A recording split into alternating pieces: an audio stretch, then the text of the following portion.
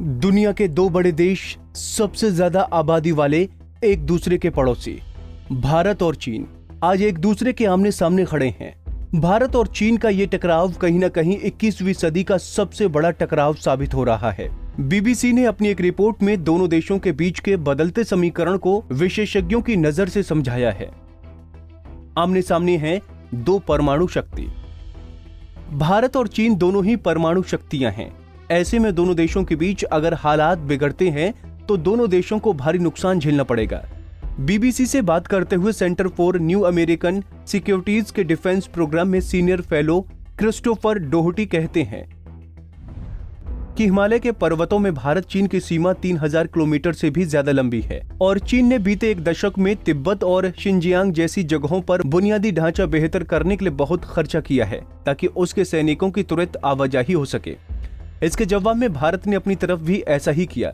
ऐसे में कभी दोनों देशों के सैनिकों के बीच गलवान घाटी जैसी नौबत दोबारा आई तो हो सकता है कि चीन जमीन का कुछ हिस्सा हड़प ले, लेकिन जमीन के हर इंच के बदले चीन को बड़ी कीमत चुकानी पड़ सकती है। इस लड़ाई में दोनों ओर से सैनिक मारे जाएंगे और जीत किसी की नहीं होगी। दोनों देशों के आर्थिक संबंध। पेशे से एक पत्रकार हैं और इंडियाज चाइना चैलेंज किताब के लेखक अनंत कृष्णन इस विषय पर बीबीसी से बात करते हुए कहते हैं कि साल 2000 तक भारत चीन के बीच कारोबारी संबंध बेहद कम थे, लेकिन बीते 20 साल के दरमियान चीन भारत का बड़ा कारोबारी साझेदार बन गया है। अनंत कृष्णन का मानना है कि सालाना दो तरफा व्यापार 94 अरब डॉलर तक पहुंच गया। इसमें से 75 अरब डॉलर का माल भारत ने चीन से खरीदा।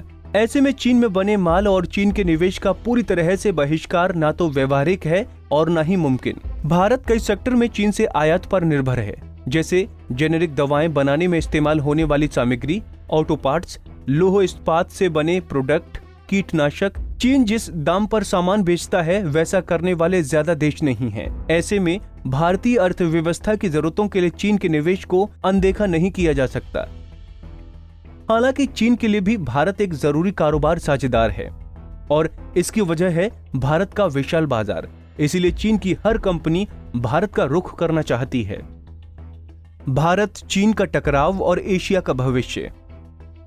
वॉशिंगटन डीसी में ब्रुकिंग्स इंस्टीट्यूट के फॉरेन पॉलिसी प्रोग्राम में सीनियर फेलो तन्वी मदान भारत चीन के संबंध और इसके एशियाई राजनीति पर पड़ने वाले असर पर काफी वक्त से गौर करती आ रही हैं। तन्वी बताती हैं कि भारत और चीन के बीच टकराव की कई वजहें हैं और ये वजहें बढ़ती जा रही हैं। भारत चीन संबंध इस बात का बेहतरीन उदाहरण है कि बढ़ते आर्थिक संबंधों से राजनीतिक तनाव कम नहीं होता।